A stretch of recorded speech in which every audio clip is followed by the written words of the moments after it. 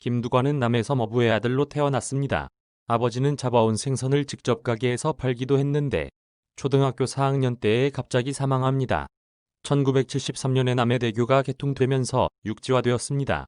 형들 2명은 박정희 대통령의 배려로 파독 광부와 사우디로 일하러 떠나서 생계를 이어가는데 전혀 고마움을 모릅니다.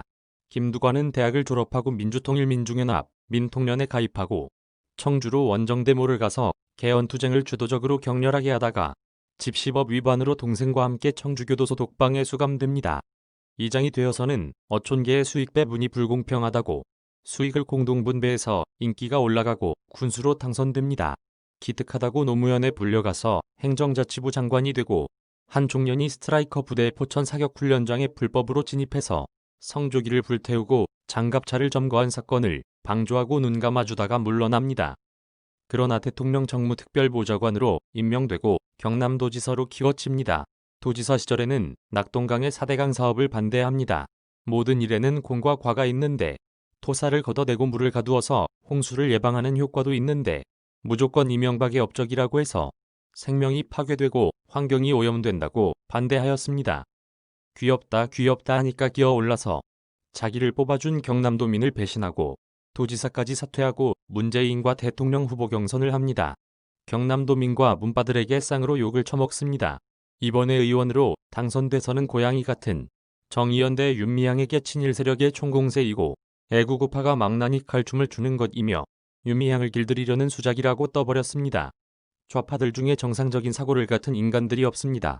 김두관의 눈에는 윤미향이 의원 자격이 있는 것으로 보이나 봅니다. 이명박, 박근혜 대통령에 대한 사면에 대하여 반대합니다. 절대로 용서할 수 없다고 합니다. 두 전직 대통령들이 감옥에 갈 만큼 뭘 잘못했는지 모르겠습니다. 문재인의 악행을 보면 분명히 역사가 심판할 것입니다. 김두관은 대북전단은 쓰레기이고 대북전단을 살포하는 단체는 군대를 동원해서 체포해야 한다고 합니다. 더 나아가서 남북연락사무소를 폭파한 사건을 보고도 연락사무소를 개성이 아니라 서울과 평양 두 곳에 설치해야 한다고 합니다. 그러면서 미국이 아무리 반대해도 개성공단과 금강산을 다시 열어서 한국인을 보내야 한다고 합니다. 사상이 온전치 못할 뿐 아니라 멍청하기까지 합니다. 제재가 무슨 뜻인지 왜 하는지도 모릅니다.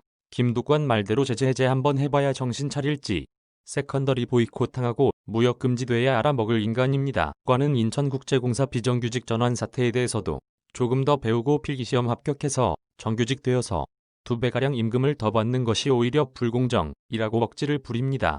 생계 걱정 없이 5년, 10년 취업 준비만 해도 되는 금수저나 들어갈 시내 직장에 흑수저들이 공짜로 들어가는 게 사회주의 완성인데 반대한다고 비난을 퍼부었습니다. 이게 다 조중동이 퍼뜨리는 가짜뉴스 때문이라고 합니다. 이것들은 자기 마음에 안 들면 모두 가짜뉴스라고 덮어씌웁니다. 열받은 청년들은 당신이나 보좌관하고 똑같은 임금이나 받으라고 하면서 김두관의 아들과 딸의 행적을 추적합니다.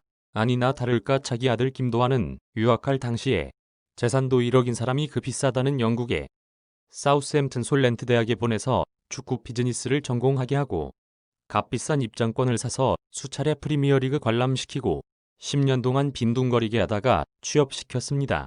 딸 김서연은 중국 인민대학으로 유학 보냈습니다. 좌파들이 잘하는 것은 오로지 을과 을의 싸움 시키는 것과 내 편으로 갈라놓기입니다. 김두관은 윤석열 총장을 법꾸라지라고 비난합니다. 박수 칠 때는 언제고 못 잡아먹어서 안 달립니다. 김두관은 최성해 총장에게 전화해서 조민이 받은 표창장을 정경심 교수에게 위임한 것으로 해달라고 협박합니다. 이런 사람이 한때는 대통령 잠룡 후보라니 기가 막힌 일입니다. 좌파 정권만 들어서면 나라가 거꾸로 행진합니다.